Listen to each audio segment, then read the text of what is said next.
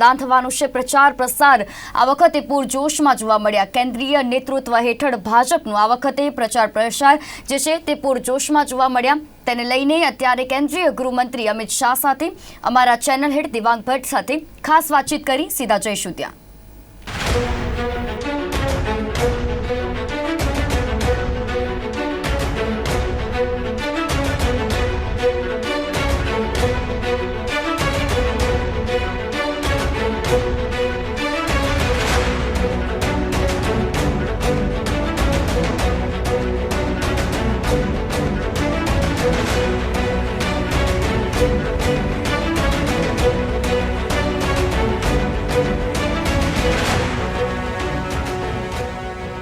નમસ્કાર દર્શક મિત્રો, લોકસભા 2024 ચૂંટણી અંતર્ગત આજની ચર્ચા અમિતભાઈ શાહ સાથે।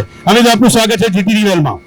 અમિત, સૌથી પહેલો સવાલ કે ચૂંટણી જાહેર થઈ ત્યારે જે મુદ્દાઓ હતા અને જેમ જેમ ચૂંટણી આગળ ગઈ એમ એમ મુદ્દાઓ બદલાતા ગયા, આ એક પેટર્ન છે કે પછી? તમે બારીકીથી જુઓ તો ભારતીય જનતા પાર્ટીના મુદ્દા આજે પણ એ જ છે।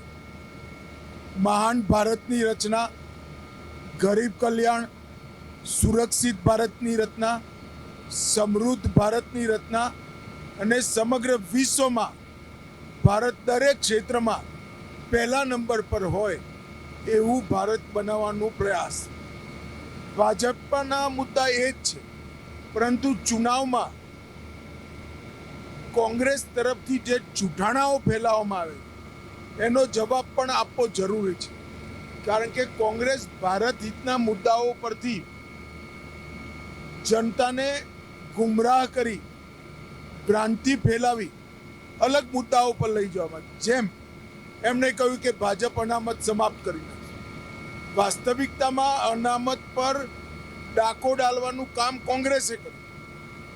કર્ણાટક અને હૈદરાબાદમાં 4% ને 5% મુસ્લિમ અનામત આપી બક્ષી પંચની અનામતની કટોતી કાતર ચલાવવાનું કામ કોંગ્રેસ અને ભારતીય જનતા પાર્ટી ક્યારેય સ્વપ્નમાં પણ અનામત હટાવવાનું વિચારી ના શકે। હું ગુજરાતની જનતાને ભારતીય જનતા પાર્ટીનો સંકલ્પ કહેવા માંગુ છું, જ્યાં સુધી ભારતીય જનતા પાર્ટી છે ત્યાં સુધી અમે કોઈને પણ અનામત નહીં હટાવવા।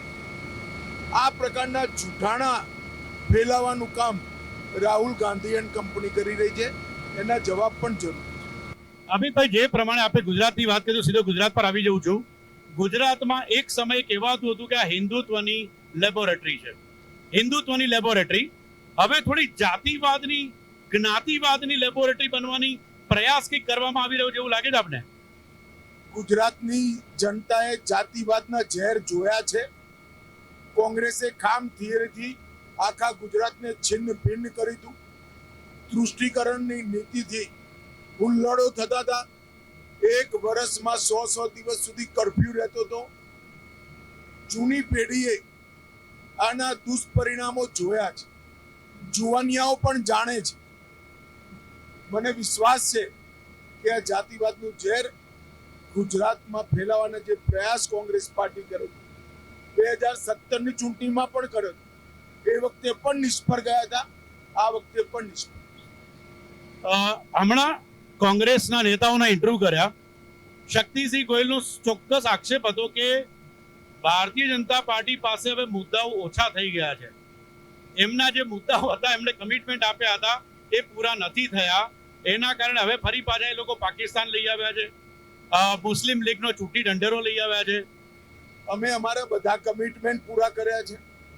370મી કલમ હટાવવાનું અમે પૂરું કરી દીધું, રામ મંદિર અમે પૂરું કરી દીધું, ટ્રિપલ તલાક હટાવવાનું અમે પૂરું કરી દીધું, CAA લાવવાનું અમે પૂરું કરી દીધું, કોમન સિવિલ કોડની શરૂઆત અમે ઉત્તરાખંડથી કરી છે અને ગરીબ કલ્યાણ માટે પણ 60 કરોડ ગરીબોના જીવનમાં ઘર, વીજળી, શૌચાલય, ગેસનું સિલિન્ડર, મફત અનાજ, 5 લાખ સુધીનો પૂરો સ્વાસ્થ્યનો ખર્ચો અને બાળકોનું કમ્પ્લીટ વેક્સિનેશન, આ પ્રોગ્રામથી ગરીબોના જીવનમાં પણ કોંગ્રેસ જે 70 વર્ષથી નથી કરી શકી એ નરેન્દ્રભાઈએ આ 10 વર્ષમાં.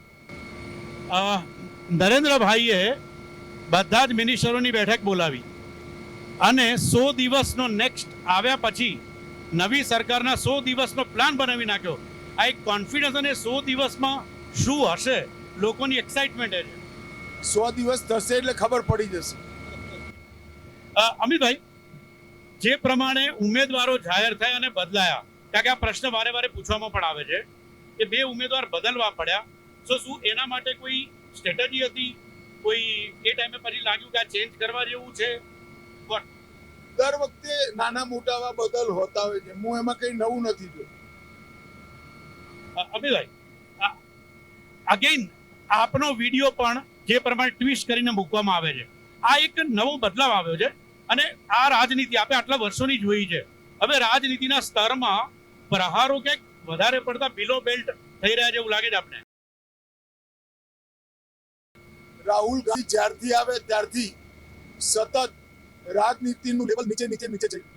નિરાશા એમની પ્રગટ થાય છે કે મારા વિડીયોને તોડી મરોડીને જનતાને ગુમરાહ કરવા માટે જનતાની સામે હવે ક્રિમિનલ કમ્પ્લેન ફેસ કરે, પછી પાછું રોવાનું ચાલુ કરશે કે અમારી પાછળ પોલીસ આવી, અમારી પાછળ એજન્સી આવી. ભાઈ, તમે ડોક્ટરેડ વિડીયો પ્રસારણમાં મૂકો અને તમારી પર પગલા પણ ના ભરાય. આ જ બતાવે છે કે કોંગ્રેસે પોતાની હાર સ્વીકારી લીધી. અમિતભાઈ, આપે વાત કરી કે પગલા ભરાવા જોઈએ એમને અને એ લોકો કદાચ એની બોખલાહટ છે, પરંતુ એ પગલામાં એ લોકો આક્ષેપ પણ કરી રહ્યા છે કે સરકારે ઈડી સીબીઆઈ નો દુરુપયોગ કર્યો છે. આ જ પગલા સ્ટ્રોંગ પગલા માટે. એક સેકન્ડ માટે એમની વાતને સાચી માની લીધી તો કોર્ટમાં જતા એમને કોણ રોકે છે? કોર્ટમાં જવાની જગ્યાએ જાહેર સભાઓમાં બોલે. કોર્ટમાં જઈને એફઆઈઆર કોસ કરાવવી જોઈએ. કોર્ટો ભારતીય જનતા પાર્ટી નથી ચલાવતી, દેશની સુપ્રીમ કોર્ટ ચલાવે. રાહુલ ગાંધીએ પોતાની સીટ બદલી, આને લઈને પણ એક સ્પેશિયલ કોમેન્ટ આપણી જોઈએ છે. રાહુલજી પોતાનો પ્રોબ્લેમ નથી સમજતા. પ્રોબ્લેમ સીટમાં નથી, રાહુલ ગાંધીમાં છે. સીટ બદલવાથી કોઈ મેળ નહીં પડે. એ જ્યાં જશે ત્યાં હારવાના છે.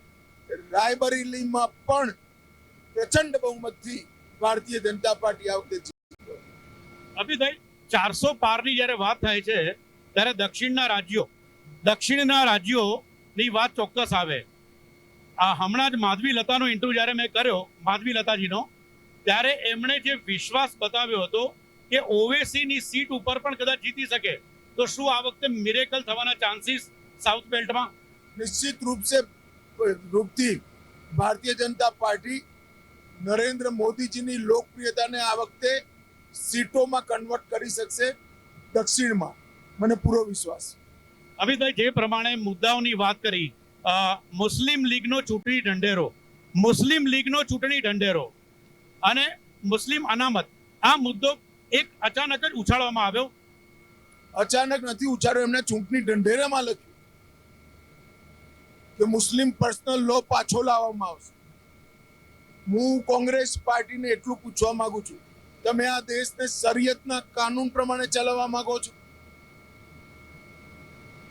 આપણી સંવિધાન સભાએ આપણા વિધાનસભા અને લોકસભાઓની સામે એક લક્ષ્ય મૂક્યું કે દેશમાં કોમન સિવિલ કોડ હોવો, એની જગ્યાએ પર્સનલ લો ને પાછા લાવવા માંગે. એ જ મુસ્લિમ લીગની માંગણી હતી.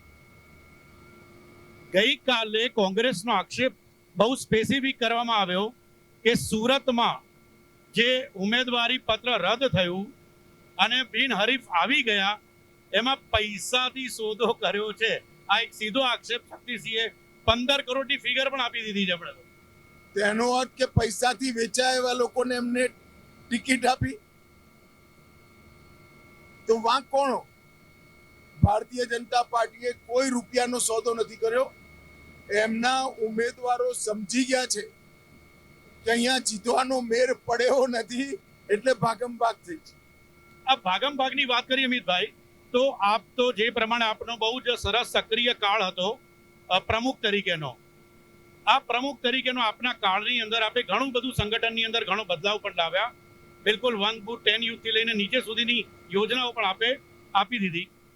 આવા સમયે આટલી વિશ્વની મોટામાં મોટી પાર્ટી અને એની અંદર પણ જ્યારે બીજા લોકોને ભેળવવા, એ બધાને સાથે લઈને ચાલુ, કારણ કે આ થોડોક મારે આપણી પાસે મેનેજમેન્ટ પોઈન્ટ ઓફ વ્યૂથી આનો જવાબ જોઈએ છે. એ બધાને સાચવીને ચલાવવું ઇઝ ઇટ ડિફિકલ્ટ?